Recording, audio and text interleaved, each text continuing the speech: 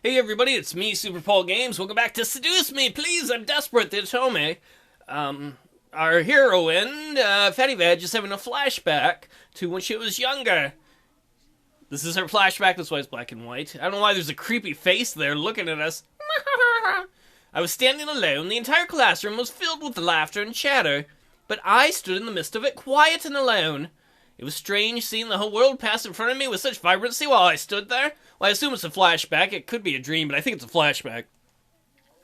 On the plus side, I wasn't engaged in any of the drama that might have arisen, like scribbling on someone's paper for revenge or kicking someone too hard. But wait, that's one of the funnest parts of school, is writing kick me signs and putting them on people and then kicking them. It was kind of nice just standing back and watching things pass by and life go on.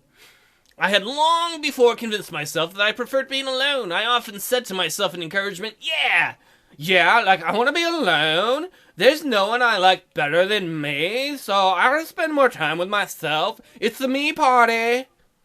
But there was a certain bitterness that, coupled with being alone, made me feel so sad. There was a difference between being alone and lonely. I just didn't realize it at that moment.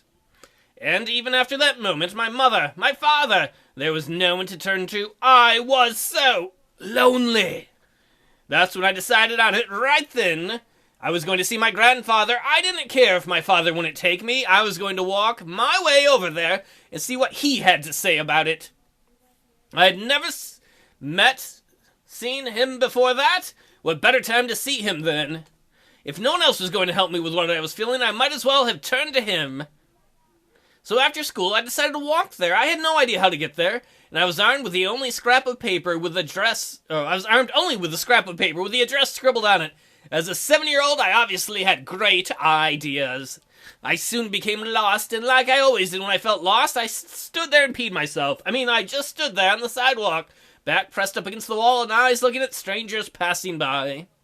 And like always, people continued to pass by and life continued to go on. I was sadder than ever. I had ended up in the situation I was originally in. Nothing had changed. I thought that I was silly for even thinking that I could change things with my own hands. That was until a voice brought me back to reality. Hun, is that you? Fatty Vag! That's me. I'm Fatty Vag.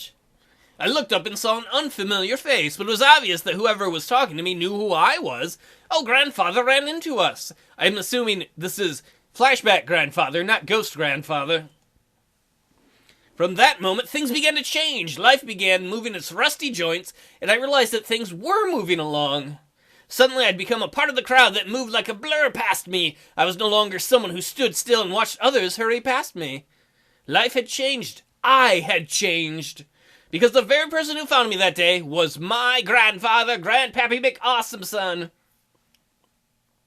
I had the opportunity to help them, though. Would I? Should I help these demon incubi who broke into my house?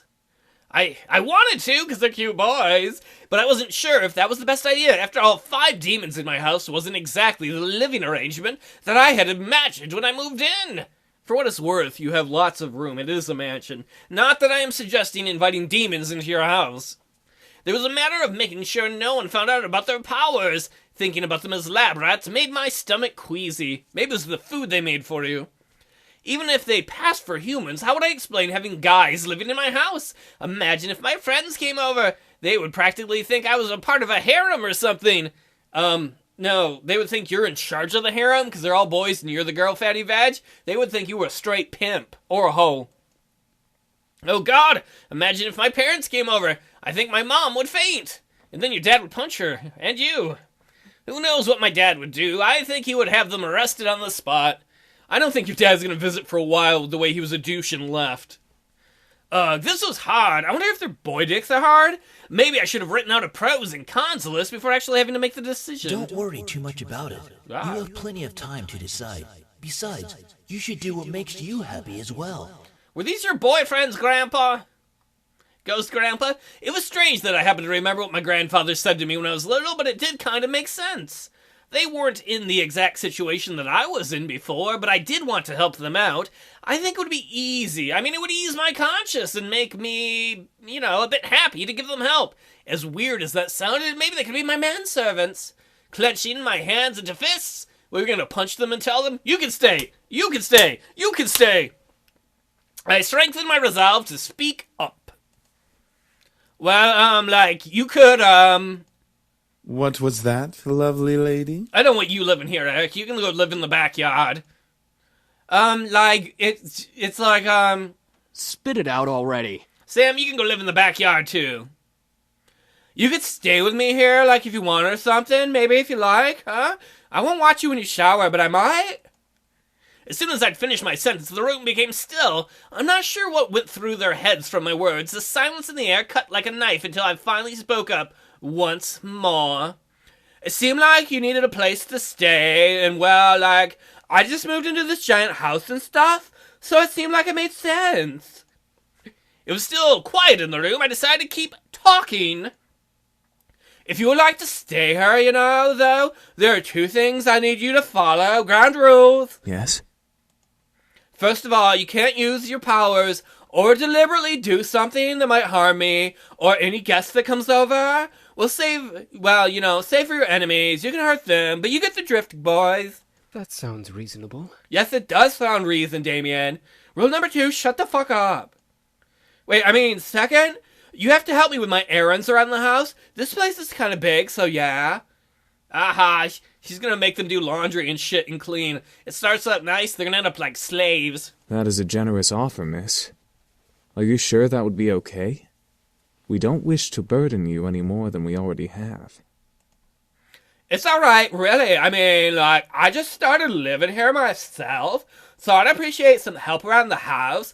Oops, I knocked stuff over. Maybe we should all pick it up at once. Boy butts. A wonderful idea. We'll live here and train while helping you with the house. Servants for the lovely princess. What? Are you serious? Sam, you have a real problem. Shut up. Shh, be quiet, Sam. I haven't slept in a bed for days. Of all the group, Matthew seems to be the nicest one. They all seem to like the idea, except for Sam, who's a giant douche face. And hey, I didn't really hate the idea either. Even if they were incubi, they're cute.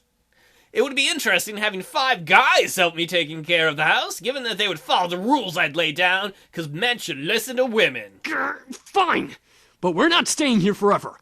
Only until we can beat up that group of punks. Sam, you're making it sound like a bunch of high school kids beat you up. Like you're demons from the nether regions, and like the tunnel snakes beat you up. Tunnel snakes rule! I think that is a reasonable time limit for our stay. Yes, this is awesome. Also beautiful. If you need a bedfellow. Not you, 'cause you're nasty. Eric, knock it off. I was happy that they agreed. Oh, I got an achievement start of something new. I'm bona fide now. I hope I get bona fide in my lady regions. Maybe I was happy that they agreed. Maybe it was because I wasn't going to be lonely for a while. Maybe it was because they all needed my help, and my want to help people was fulfilled. I would never be sure. So what are we waiting for? Let's celebrate and dig in. Finally, I'm starving. Instantly, Matthew and Sam began to stuff themselves with food on the table. I noticed James' eye twitching in irritation, so I stifled my incoming laugh. James is probably being a gentleman. He's like, we wait for her to take the first bite, and we join her. Really, you two? You're both acting like pigs. Oh, let them have a little freedom, James. It's not like we've eaten recently either. I'm sure they've been starving. Still, that's no excuse for stuffing their faces like backyard swine. I almost couldn't hold it in. Oh, I mean a laughter. But I did, so then... No, I'm not going to. I don't know what those symbols mean. There was a heart and then a heart. I think the blue hearts are better ones. And I don't know what the other one was. Ha ha ha ha ha. I couldn't hold in my laughter anymore. As I laughed, Matthew and Sam looked in my way, faces stuffed. Is something funny? You are funny. What are you laughing at? You pig boy. I stopped to catch my breath. I leaned over the table and took a few breaths before replying. You both are like so funny. You eat like little pigs. That's all on the farm. I'm gonna call you Pig, and I'm gonna call you Bay Pig in the city. You're the little one, you're Bay Pig in the city, because you're cute. Both of their faces turned a slight pink like a pig before they looked away from me, and they swallowed their food in their mouths. A pig is relevant, because aren't those the only two kinds of animals that can get sunburns, pigs and humans? Shut up! We're not funny. We're hungry. Well, we're glad that we made you laugh. Shut up, Matthew! What? I'm just saying. Ha. See, James, it's entertainment for her. They were funny to me. At least they enjoyed the food. As I watched, I took a couple of pieces of food for myself and placed them on my plate before eating as well. Eventually, we all ate dinner together. It was strange, eating with just guys, but they were enjoyable to be around. How's that strange? You've never had a meal where it was just like your grandfather or your dad and somebody? You're like, so many dicks, no vag. They made me feel like a part of their family as we ate together. However, our peace was soon disturbed. That's my mom. Like, excuse me? I gotta get this. Hello, Mom. Hey, honey, how are you? I'm sorry I didn't get to see you off. Yeah, you did about as good a job as Dad did. Whatever, Mom. Everything's, like, fine. I'm actually eating dinner now. Oh, good, good. So there was food there. Well, your father wanted me to call and talk to you about having a house party tomorrow night to celebrate the new house and all. How did you guys become parents? I mean, I know how it happens. Your dad put the dick in the mom and the baby happened, but you guys are horrible parents. The mom's like, yeah, we didn't really bother to see if you have any food. I'm glad there was some leftover food from when your grandpa died. Oh, you want to host us for a party tomorrow? She doesn't even have a car. How does she get around? She's supposed to go to school. A house party tomorrow night? So soon? Your father insists. You know how he is with events. Like, I give a fuck about what my dad Butt McGee thinks. I know exactly what she meant. He didn't like long, relaxing periods between important events, even. I like mints. It was slightly messed up. I was expected to be on top of, to act on the drop of a dime, from moving immediately the day after a funeral to my grandfather's house to now organizing a party. I know, well, since I don't exactly have you two here to help me arrange it, I'm going to need some time to prepare things, so you can tell Daddy to get bent. Oh, that's fine. I mean, Suzu and Naomi can help. I have work, and you know how your father is. I hate you, Mrs. Anderson. Learn to stand up to your husband. Grow up here, woman. You let your husband boss everyone around and smack the kid? You're an enabler, Mrs. Anderson. I know, I have to, do it myself. He won't help. Ugh, I hate you, Mom. I'm sure it'll be amazing, honey. I have faith in you. Thanks, Mom. All right, I gotta go. I love you, sweetie. I love you too, Mom. Great, now how am I gonna do this? Well, you got a bunch of slave demons now. Is something wrong? Don't be kissing on my mom. You can kiss with my dad if you want. He probably likes it. She has to organize a house party for her parents. Stop listening to my calls, Damien. You don't know me. Huh? How did you? Oh, right. Mind reading. Maybe we just had the phone on loud and we were loud when we talked. But yeah, I gotta do it soon, or my parents will be really disappointed. Fatty Veg, who cares what your parents think at this point? I have to stay up and, organize things, everything tonight. Fatty Veg, if you try to spend your whole life living it to please your family, you're never going to go after the things you care about. Hey, why don't we help you? That's what we're here for, right? I don't know why you're here. I don't see why not. I can name a few reasons why we shouldn't. Sam? Back off! We'll take care of everything, miss. Just leave everything to us. That was surprising. I didn't think the boys would offer to help right off the bat. Are you kidding? That's great for them if they feed off of sexual energy. In fact, this is the makings of a horror film, right? Oh, they seem nice. I'm going to invite my friends and family over to my giant abandoned mansion with these 5 boys who are demons that I don't know. It'll be a night of terror while they eat them all. At least we get to see our dad eating, most likely. I couldn't help but smile. I was actually rather thankful now that I let them stay. Now I didn't have to do everything alone. As I kept thinking about it, I couldn't help but yawn. Feeling a little tired over there, princess? Yeah, it's been a long day. I slept and then I had to eat. At least tomorrow's the weekend, so I can sleep in. Then it hits me. Wait, Where are you all gonna sleep? Grandfather has a mansion. I'm sure he's got more than one bedroom. We found some guest rooms on the opposite end of the house from the master bedroom. I'm sure those will do just fine. Oh, okay, got it. Alright then, I'm heading to my room to study and sleep. I guess I'll see y'all tomorrow. Have a good night. I will, you too. Goodbye. With that, I left the dining room and went to my room. Eric, no. What? I wasn't going to do anything. Yes, he was. Shh! I think Eric's dangerous. As soon as I got into my room, a wave of exhaustion hit me. Why am I so tired all of a sudden? I just woke up from that nap. I hope they didn't drug you, or it's not a gas leak. I dragged myself to the bed and hauled up on one of my bags. I opened it and grabbed my economics book, knowing that no matter how tired I was, I had to study at least a page or two before sleeping at last. 2 words on the page scrambled in my mind as I read through them, but after 2 or 3 tries, I managed to understand what the page was about. Like equations and shit? Finally, I decided to change into my pajamas and head to bed. Today had been a long one, and I needed rest. Maybe I'll dream of the sexy boys sexing me. Hopefully, tomorrow will be better. 3 days of surprises in a row would kill me. Oh. With that thought in my mind, I drifted to sleep, embracing the darkness of slumber. You fucking pretty boys think you're all that, huh? Well, save that to the end of my pistol. Now I wonder, is that guy mad that the demons were on his lawn? Are they spurned lovers? If you want to be my demon lover, you gotta demon love my friends. Huh? What's going on? I couldn't move my body. I felt like I was tied up, and I couldn't see anything beyond the darkness that surrounded me. Yet I could hear the sounds of a heated argument coming, at me from all directions. Bukage! One move and she gets it. He really seems to be in a good mood. Let her go! Matthew? Come on, chicken shit. Fight us like a real man. Like you scare me, Sam. Come on. Take one step. I dare ya. Yeah, come on, Sam. Take a step. Why can't I, see and stuff? Stay away from her, Malix! And what are you gonna do, nerd boy?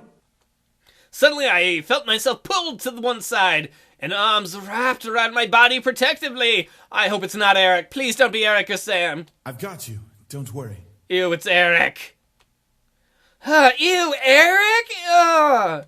Why can't it be James? As I was held in a tight embrace, I felt the world around me once again settle into a low, peaceful hum. The hostility of the dream before had faded into black as the arms around me rocked me comfortingly.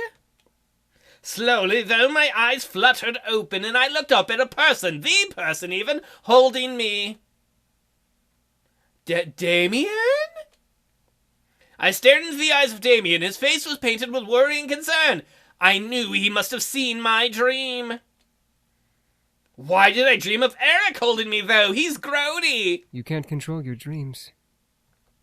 Well, I guess you're, right and stuff. I once dreamed that I was the dog and somebody pooped on my tail. That was weird. Are you okay? Yeah, I'm fine, thanks. What time is it? It's 9 a.m. James and I were making breakfast when I, You can't control your mind reading? No, not yet at least. I hope to learn eventually, though. Is everything all right? James, hi. Yeah, I'm all right, James. How are you? Hey, James. That's good. I'm assuming you had a nightmare. Yeah, best because I didn't dream of you, haha. Sorry I'm disturbing you both. You didn't disturb us, miss. Besides, we'd rather make sure you're okay before anything. Oh yeah, James. You're gonna take care of my needs first. Go away, Damien. Oh, thank you, James. Now, why don't you come downstairs with us and have some breakfast? I'm sure some nice food will take your mind off of what you dreamt of. How do you know about the dream? Oh, I wasn't thinking about what we were talking about. I was thinking about your package, James. It was embarrassing to be the damsel in distress once again, but I felt rather happy that James and Damien were concerned for me. Despite only knowing me for a short time, I wasn't sure if it was just courtesy or if they were genuinely concerned. I couldn't exactly read their minds. Alright, okay, let's do it. Breakfast.